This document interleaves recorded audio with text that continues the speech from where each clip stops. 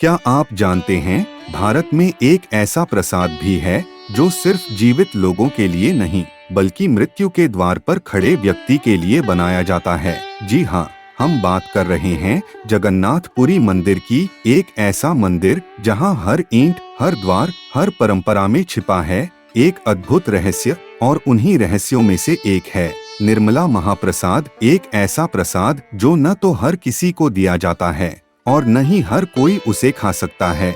आज हम जानेंगे क्या है निर्मला महाप्रसाद का रहस्य, क्यों यह केवल मृत्यु के करीब खड़े व्यक्ति को ही दिया जाता है, और ऐसा क्या है इस प्रसाद में जो आत्मा को मोक्ष तक पहुंचा देता है। महाप्रसाद क्या है? जगन्नाथ मंदिर के प्रसाद को महाप्रसाद कहा जाता है क्योंकि यह सामान्य भोजन नहीं, ये देवी लक्ष्मी की अनुमति से भगवान को अर्पित किया गया दिव्य अन्न होता है। कहा जाता है कि जब यह अन्न पकाया जाता है तब उसमें कोई सुगंध नहीं होती, लेकिन जैसे ही वह मंदिर के गर्भगृह से बाहर आता है एक अलौकिक खुशबू पूरे वातावरण में फैल जाती है। ऐसा लगता है मानो भगवान स्वयं उसमें प्राण डाल देते हों। 3 प्रकार के महाप्रसाद। जगन्नाथ मंदिर में 3 प्रकार के प्रसाद बनाए जाते हैं। संकुदी महाप्रसाद, यह गरम, ताजा, पौष्टिक होता है। इसमें चावल, दाल, सब्जियां और दलिया जैसी चीजें होती हैं। इसे केवल मंदिर के परिसर में ही खाया जाता है, इसे घर नहीं ले जाया जा सकता। सुखिला महाप्रसाद, यह सूखा प्रसाद होता है जैसे खस्ता, लड्डू, मिठाइयाँ। इसे भक्त घर ले जाते हैं, अपने परिवार व रिश्तेदारों में बांटते हैं। और अब आता है सबसे रहस्यमयी, सबसे अलौकिक निर्मला महाप्रसाद।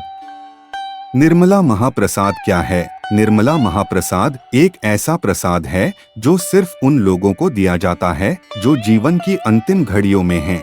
यह कोई सामान्य भोज्य पदार्थ नहीं, यह अंतिम आशा है, यह अंतिम आशीर्वाद है, यह अंतिम प्रसाद है जिसे खाकर आत्मा मोक्ष की ओर अग्रसर होती है। कहाँ बनता है निर्मला प्रसाद? इस प्रसाद को मंदिर के भीतर नहीं बल्कि मंदिर के पास ही स्थित एक विशेष स्थान पर बनाया जाता है। इस स्थान को कहते हैं कोली वैकुंठ। यही वह पवित्र भूमि है जहां भगवान जगन्नाथ की पुरानी प्रतिमाएं दफनाई जाती हैं। यह भूमि मृत्यु और मोक्ष के बीच की सीमा जैसी मानी जाती है। इसी जगह पर निर्मला महाप्रसाद बनता है, सूखे चावल से, पूरी श्रद्धा और नियमों के साथ।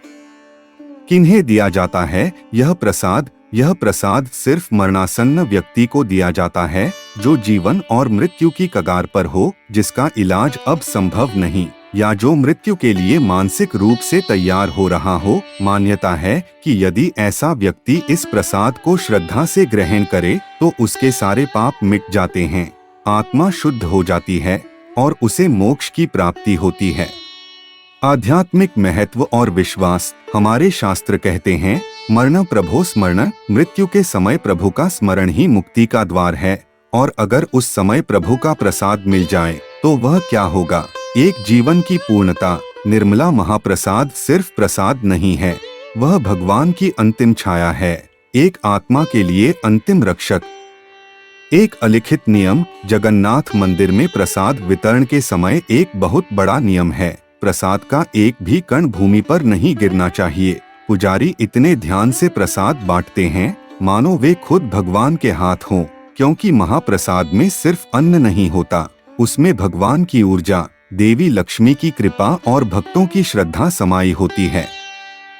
तो यह थी कथा एक ऐसे प्रसाद की जो सिर्फ भोजन नहीं बल्कि मोक्ष की सीढ़ी है। निर्मला महाप्रसाद जो जीवन के अंतिम क्षणों में भगवान का साक्षात आशीर्वाद बनकर आता है, जिसे ग्रहण करते ही आत्मा पवित्र हो जाती है और मृत्यु भी एक त्योहार बन जाती है। कौन कहता है मृत्यु दुख देती है? जब भगवान स्वयं विदाई देने आए तो वो पल अंत नहीं, एक नई शुरुआत होता है। अगर इस कथा ने आपके मन को स्पर्श किया हो तो इस वीडियो को आगे जरूर साझा करें, क्योंकि हो सकता है कहीं कोई ऐसा व्यक्ति हो जिसे इस अंतिम कृपा के बारे में जानने की सबसे ज्यादा जरूरत हो। हम फिर मिलेंगे भारत की ऐसी ही एक और रहस्यमयी आध्यात्मिक कथा के साथ। जय जगन्नाथ, हरिओम।